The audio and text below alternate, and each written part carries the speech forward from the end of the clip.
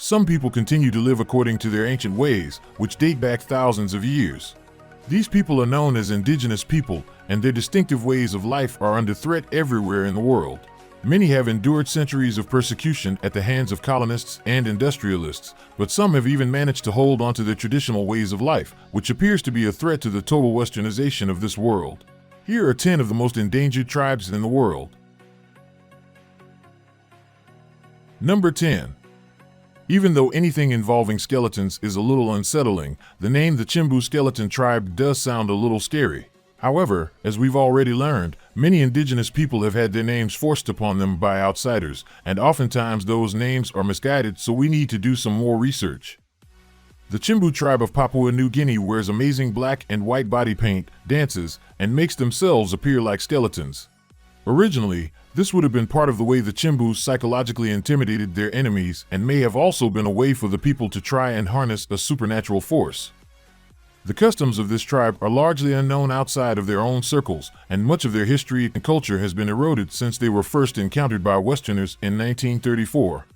The Chimbu has undoubtedly fascinated outsiders with the mystery behind these amazing designs and their applications. Perhaps this is why these customs are now only observed as a part of a festival that is marveled at by visitors. Before continuing, go ahead and hit the subscribe button and like the video. Number 9. The Korowai people, an Indonesian tribe that lives in harmony with nature in their jungle, are actually quite famous despite being fairly remote. Media outlets have been featuring their fascinating stories about strange ceremonies and wild locations, and they have made headlines everywhere. The newspapers' hopes of highlighting the peculiar culture of the Korowai people, who list cannibalism and witchcraft as two of their favorite pastimes, came true, but as is usually the case with media headlines, you have to delve a little bit deeper to understand the true nature of the story. The Korowai are a religious people who believe in reincarnation, respect for their ancestors, and the possibility that some of their people have magical abilities to influence things like luck and detect black magic. They build their outstanding homes between 8 and 15 meters off the ground, sometimes in the trees or on tall stilts. The reason for this is that it is said that evil spirits only hang out on the ground, so building up will keep the family safe. Although there have historically been violent resolutions to disputes within the tribe, most problems are now resolved rather amicably by just exchanging gifts. This aspect of their culture is likely where the charges of cannibalism and witchcraft would come in. Though I suppose giving your neighbor a bouquet of flowers is less dramatic than eating them, it also probably creates less mess, so maybe not as ideal for media headlines. Number 8. The Suri or Suma people of Ethiopia have a distinctive fighting method known as stick fighting. The two fighters use a 6-foot wooden pole that weighs a few pounds, and they are decorated with chalk mixed with water on their body. The sport involves holding a long pole at the bottom and hitting your opponent with a massive stick as many times as you can to get him to fall. If your opponent hits the deck, they are eliminated. The prize at the end of the tournament is unique in that the winner is carried to a group of girls on a platform and gets to choose which one he wants to marry. Thus, young men are chosen based on their stick fighting prowess, and young women are chosen based on the size of their lip plates. The lower lip is punctured, and over the course of a year, it is gradually stretched out using bigger and bigger discs as they go along. Ouch! When a woman with a huge lip plate gets married, her family can ask for up to 50 cattle as payment for the marriage. Number 7. The Yanomami people are indigenous to the remote forest regions of southern Venezuela, the Orinoco River Basin, and the northernmost portion of the Amazon River Basin in the extreme north of Brazil. They live in small villages that are prone to relocation whenever they must relocate for agricultural purposes. Their method of shifting cultivation is called slash and burn agriculture, which is exactly what it sounds like. They burn forest areas to make room for crops. This makes more sense than you might think because the ash fertilizes the ground and weeds are almost entirely removed from the area. Many indigenous peoples use this technique, which involves leaving the land abandoned after crops are grown so that it will eventually return to a secondary area of forest. Although it may sound harsh, this practice has been done for thousands of years and has no negative environmental effects, unlike the use of modern pesticides and other chemicals in industrial farming. The Yanomami people hunt deer, monkeys, armadillos, birds, and other animals. This, combined with ongoing hostility between the tribe and other nearby villages, gives the tribe a reputation for being frightening. This can result in fairly violent situations, but if your village is not hostile to the Yanomami, you probably don't need to worry too much about the Yanomami people. Number 6. The Mashco Piro are an indigenous tribe from Peru's most remote regions of the Amazon River Basin. They are hunter-gatherers who have avoided contact with non-native peoples. It makes sense that they have chosen this lifestyle, as tribal people who have been infiltrated by outsiders in other places have typically brought disease, alcoholism, and violence to South America's indigenous populations. The Mashco Piro people have a reputation for being very secretive and tend to shy away from being seen, but on occasion they have been captured on camera or at least spotted by sly parkers who want to poke around in the tribal people's business. This doesn't always end well. Back in 2012, there were rumors that, following the taking of pictures of the people, one of the research team members would be discovered dead, supposedly with an arrow lodged in their heart by the tribal members themselves. Number 5. The Moken tribe is distributed throughout the Mergui archipelago, a group of approximately 800 islands in both Thailand and Myanmar.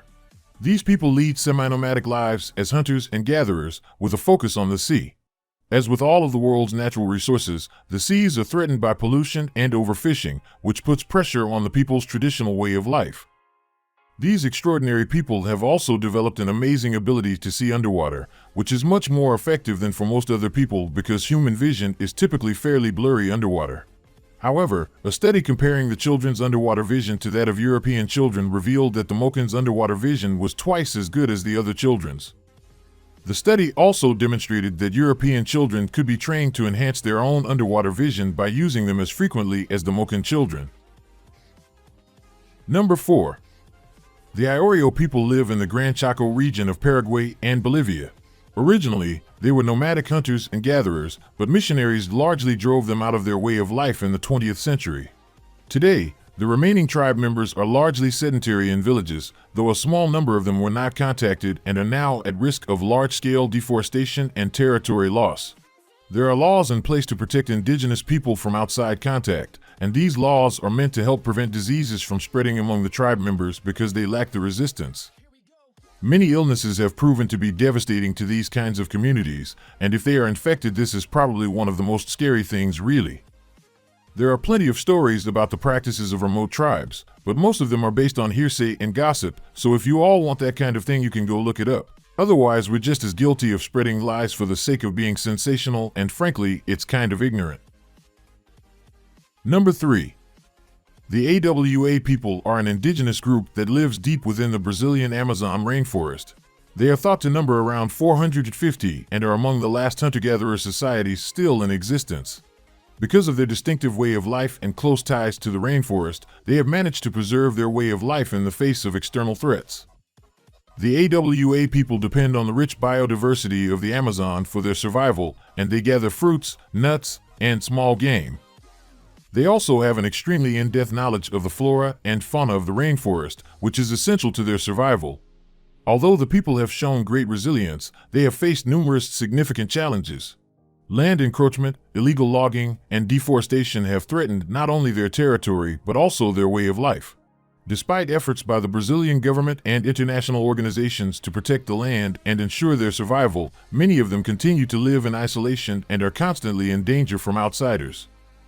To be honest, they have everything to fear from the outside world, but there is virtually nothing to fear from the tribe. Number 2. Native to Indonesia's southwest province of Papua, the Asmat people are an indigenous community well known for its beautiful wood carvings. They are primarily concentrated in the Asmat region and its adjacent places in the wider world. International recognition and admiration are bestowed upon artists, but ironically, their distinctive culture transcends their artistic prowess and what the rest of the world can learn from them. These people have historically lived subsistence lifestyles, obtaining their food from hunting, fishing, and horticulture. The Asmat people are divided into clans, each of which has a long house where numerous families reside. Their spiritual beliefs are based on animism and ancestor worship, and they build intricate ancestor poles to honor and communicate with their deceased relatives. As in many other stories, the Asmat people have been invaded by the outside world as Christian missionaries entered their way of life, brought diseases, exploited, and imposed their beliefs on people who had not requested such interference. The impact that these tourists have on distinctive cultures should not be undervalued. People all across the world have suffered long-lasting harm as a result of invaders taking advantage of their territory and destroying their customs and cultures. The attempts being made to conserve the remnants of the ancestral ways of life are probably too little, too late. Number 1. The Palawan tribe is an indigenous group that lives mostly on the island of Palawan in the Philippines. They are among the first people to live on the island and have a rich cultural heritage that is deeply ingrained in their way of life. Traditionally, they have subsisted on a combination of farming, hunting, and gathering. They are adept at using traditional ecological knowledge to navigate their environment sustainably, which is probably because they view themselves as a part of nature rather than as superior to it, as most Western cultures seem to believe. Their social structure is frequently centered around small, extended family units, and their communities are relatively small. Although modernization has resulted in some changes to their housing, the Palawan people have traditionally lived in huts made of bamboo and palm leaves. They also speak a distinct language that belongs to a subgroup within the larger Austronesian language family. Over the years, the tribe has faced many challenges related to cultural preservation, which means that their lands have been stolen, forcing them to give up their own ways of life and access to education and healthcare, meaning that they are exploited and then left at the bottom of society. Since then, a number of organizations and government initiatives have stated that their goals are to help the indigenous people preserve their culture and improve their quality of life. However, in most cases, these initiatives more often than not interfere with and corrupt the indigenous people's ability to exercise their own freedoms and rights. That's all for today. Please feel free to share your opinions in the comment section below. Also, take a look at some of our other videos that are now showing on the screen. Thanks for watching and see you in the next one.